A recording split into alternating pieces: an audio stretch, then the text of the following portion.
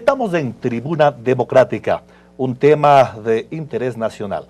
Los migrantes se entregaban una gran cantidad de divisas. Es más, unos años atrás era la segunda opción después del petróleo en ingreso de divisas. Es decir, los que aquí padecían eran los que un gran tiempo han logrado sustentar la economía. Paradójico, pero real.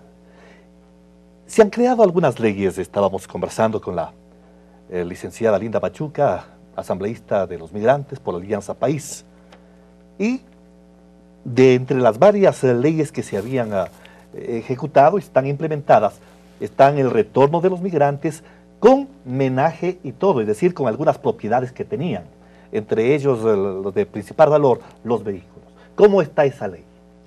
Es una disposición que permite que los migrantes que decidan regresar puedan hacerlo ya no solamente con las 2 maletas de 50 libras que son permitidas por las aerolíneas, sino que cuando una persona en su decisión libre y voluntaria decide volver al Ecuador, puede traer su menaje de casa, puede traer un vehículo, puede traer además herramientas para su trabajo o para generar empleo en su propia localidad, ¿no? La idea es que una persona que decida terminar su proyecto migratorio volviendo al país lo haga con las condiciones necesarias para poder producir, para poder trabajar, para tener una vida digna. De esa manera se han exonerado algunos impuestos, por ejemplo, para el menaje de casa, para el vehículo que trae el migrante, de tal forma que él y su familia puedan vivir en mejores condiciones. Pero sucede que la viveza criolla también se hace presente en este tipo de circunstancias. Vehículos realmente de lujo que, según información, venían acá y los vendían. Y los vendían, claro, a precios bastante altos. ¿Cómo controlar esto? ¿Cómo educarle a nuestra gente para que este tipo de aperturas vayan solventando y solucionando los problemas que a todos nos aquejan? Bueno, yo creo que primeramente tienen que estar las reglas totalmente claras. Cuando no hay reglas claras, pues se cometen estos errores. Las vivezas criollas y todos saben decir, echa la ley, echa la trampa, ¿no es cierto? Se tiene que estar muy claramente dentro de los procedimientos administrativos para los señores migrantes que quieran retornar al país, cuáles son las condiciones.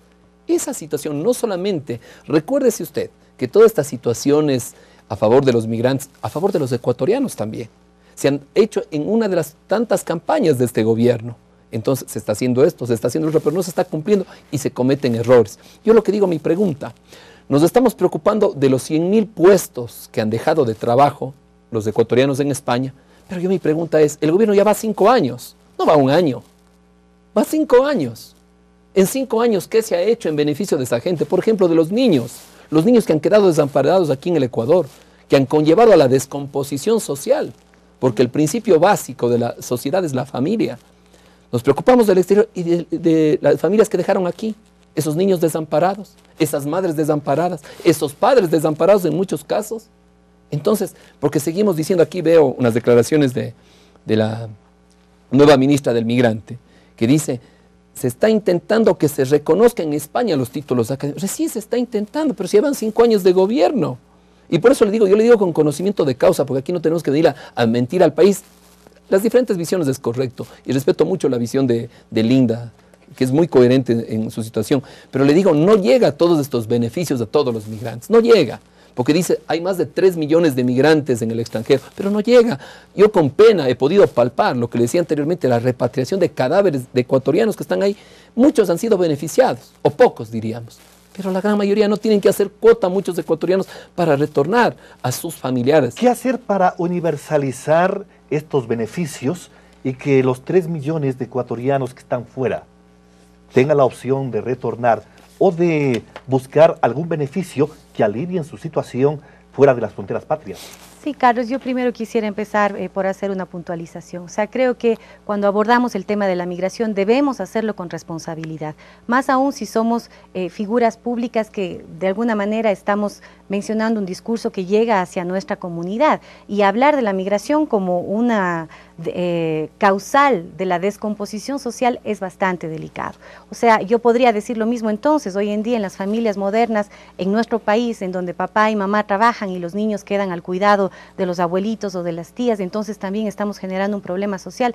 Yo creo que es muy delicado, tenemos que tratar este tema con bastante responsabilidad, porque de alguna manera los padres y madres que han salido por diferentes razones, yo he mencionado algunas anteriormente, pero por diferentes razones que han salido de nuestro país, no significa que son los padres irresponsables que están creando o de alguna manera generando los futuros delincuentes del mañana, ¿no? Es bastante delicado y yo siempre reivindico la posición de las familias migrantes, de las personas migrantes, a las cuales les debemos respeto y sobre todo admiración. Usted bien decía, Carlos, hace un momento, las remesas de los migrantes han sostenido la economía de nuestro país, pero no somos solamente remesas, los migrantes somos mucho más que eso, y creo que el gran cambio que se ha dado en este momento y en este gobierno ha sido pasar de contabilizar las remesas de los migrantes a asignarles y reconocer sus derechos. Lo estamos haciendo, es un proceso nuevo. Usted me pregunta cómo hacer para que lleguen estos beneficios. Es un proceso nuevo que está creciendo, que se va construyendo en el camino. Obviamente son 3 millones de compatriotas fuera, hay muchas expectativas sobre lo que se puede hacer allá, pero desde todas las instancias hoy en día sí estamos dando respuesta. Hay una inquietud también del extranjero. Nuestros compatriotas aprenden también una nueva cultura, aprenden algunas nuevas técnicas, aprenden algo que más allá de las playas de Manta o de Guayaquil existe otro mundo. Y eso capitalizado también puede ser muy positivo para el crecimiento y desarrollo del Ecuador. ¿Qué opina el asambleísta? Sí, totalmente de acuerdo. Yo solo quiero aclarar una estación que de pronto tergiversó Linda. De ninguna manera. Al hablar yo de descomposición social, estoy hablando de la desarticulación de la familia. Lo que yo no estoy hablando es que ellos sean los culpables. No, el culpable es el gobierno. ¿Por qué? Los gobiernos de turno, no solo este.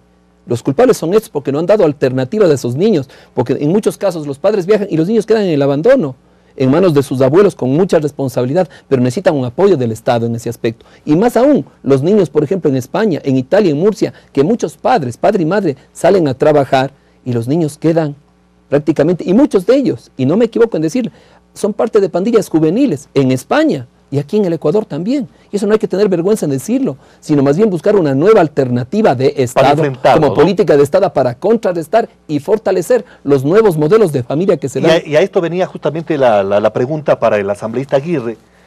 Hay cosas buenas que se pueden traer, pero también viene de lo otro, ¿no? Así es, efectivamente. La transculturación prácticamente de la situación de aprender otros modelos de vida, otros modus vivendi, conlleva a cosas positivas o a cosas negativas. Hay gente brillante en todas las partes del mundo. El ser humano es el ser más maravilloso que habita la tierra en ese aspecto, en donde tenemos que copiar buenas prácticas, pero también se copian malas prácticas. ¿Y cómo se copian las malas prácticas? Lamentablemente, de acuerdo al modus vivendi que tengamos, a las falencias de un Estado u de otro que hoy tengamos. Y una de esas cosas, ¿qué conlleva esto? El desempleo. Lamentablemente el desempleo, al hablar de España están en un 22% de desempleo, pero ¿cuál es lo correcto ahí? El cambio de cultura de España, por ejemplo, no hay inseguridad, no hay delincuencia, no hay agresividad, no hay violencia en España. ¿Por qué? Porque las políticas de Estado de un gobierno que ha conllevado como el punto crítico, por ejemplo, la inseguridad, ha tomado como una prioridad número 1, a pesar del desempleo que existe. Son cosas que debemos aprender, ¿no?, de otras culturas. El respeto a los bienes ajenos, el deseo, cosas simples. Por ejemplo, vemos en los países desarrollados el hábito de la gente por la lectura, ¿no? Van en los transportes, van leyendo.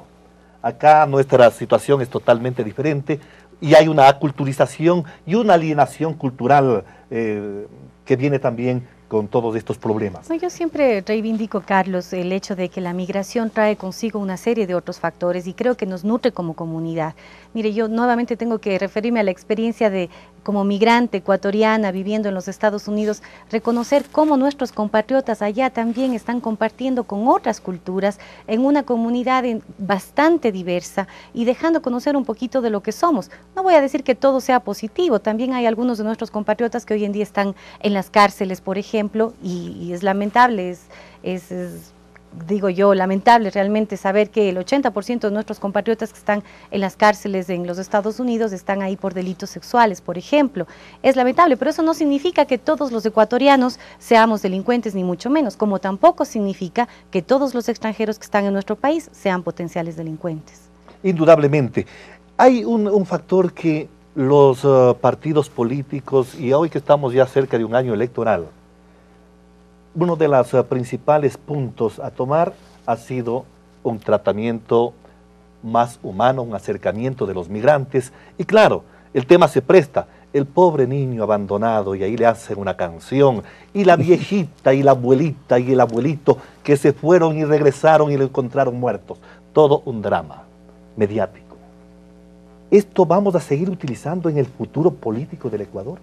Definitivamente no. Yo creo que tenemos que todos en conjunto tratar por dignificar a la persona migrante, a la familia migrante, porque más allá de todo ese dolor que efectivamente se produce, hay historias muy dolorosas. Nosotros mismos los ecuatorianos vivimos lo que ocurrió en Tamaulipas cuando algunos de nuestros compatriotas perdieron la vida en una situación absolutamente reprochable, y el día a día de las familias, sobre todo de aquellos que deciden emprender un viaje, un proyecto migratorio en condición irregular, es muy difícil, hay mucho dolor alrededor, pero no es lo único. Tenemos casos interesantes de compatriotas que han ido con un proyecto migratorio que ha resultado positivo, que ha resultado, es más, motivador para otras personas. Encontramos compatriotas que hoy en día son empresarios, dueños de sus propios negocios. Yo conocí recientemente en Chicago muchas familias de ecuatorianos que trabajan en familia además, ¿no? Son el papá, los hijos o la mamá y las hermanas que trabajan, que tienen el pequeño negocio de venta de productos ecuatorianos, de camisetas, podemos de banderas. Hacer mucho.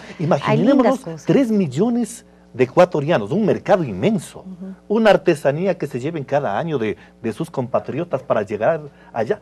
El Ecuador es un potencial. ¿Van a utilizar ustedes como Sociedad Patriótica, asambleísta Fernando Aguirre, van a utilizar el tema migrantes en la próxima campaña? Vean, nosotros... Y les vamos a tomar, ustedes ecuatorianos, en casa, les vamos a tomar la palabra. Yo he sido uno de los críticos de la venta de ilusiones de este gobierno. Lamentablemente, yo no estoy de acuerdo. Le digo por eso, la imagen que se vende de un país, del Ecuador, como si fuera el país de las maravillas, cuando aquí hay tanto desempleo, tanta inseguridad, tanta delincuencia, tanta pobreza, hay tanta agresividad en este país. ¿Y quién ha sembrado esto? Vea, yo lamento como el que más. No quería traer a colación este tema, pero si me permite, por un minutito. Vea, un minuto. El 10 de agosto el presidente de la República dividiendo entre ecuatorianos, calificándonos entre buenos y malos ecuatorianos. Por favor, la función de un estadista, de un presidente, es llamar a la unidad nacional, porque yo, a lo menos Fernando Aguirre, yo represento al pueblo ecuatoriano, y creo que no hay ecuatorianos malos. Del malo hay que hacer bueno y del bueno hay que hacer excelente. No va a ser campaña. Y hay que llamar a la unidad. A todos, a los migrantes y a los compañeros que están aquí dentro del país, pero llamando a la unidad sin descalificar a ningún ecuatoriano. 14.400.000 ecuatorianos, sabemos ya, estamos ya en la parte final, un minuto para cada uno nos queda. ¿Qué les decimos a los ecuatorianos, a los que están fuera y a los que están dentro? A los que están dentro ya para que no se vayan, y a los que están fuera que vengan. Es un momento difícil, la crisis económica está afectando a nuestras familias migrantes en todas partes, pero yo creo que hay algo que debemos resaltar siempre, y es este valor de la solidaridad que tenemos los ecuatorianos. En el exterior, este momento, con las circunstancias duras que se viven, vemos cómo entre coterráneos y familiares se integran para ayudarse los unos a los otros. Creo que ese es el mensaje que tiene que llegar hacia nosotros, el de trabajar en conjunto, el de reconocer el trabajo de nuestras familias migrantes y desde luego la gratitud de siempre por el aporte y el cariño con la patria. Yo hago un llamado a la unidad nacional, realmente al pueblo que está fuera de sus fronteras y dentro de las fronteras dentro del Ecuador, a la unidad nacional. Recuperemos nuestra autoestima, no permitamos que nadie, por más que sea presidente, por más que sea legislador, por más que sea alcalde o prefecto, nos trate de discriminar y pisotear haciendo creer que ellos son los dueños de la verdad. Recuperemos nuestra autoestima, pueblo ecuatoriano, unámonos y salgamos adelante como todos los ecuatorianos que nos sentimos orgullosos de vivir en este país. Amables televidentes, lamentablemente se nos fue el tiempo. Tribuna Democrática llega a su parte final en este capítulo importante sobre la migración. A nuestros compatriotas allá en el extranjero, nuestro abrazo fraterno. Y para la próxima semana tendremos nuevos invitados, nuevos temas de actualidad. Hasta entonces, gracias por su presencia.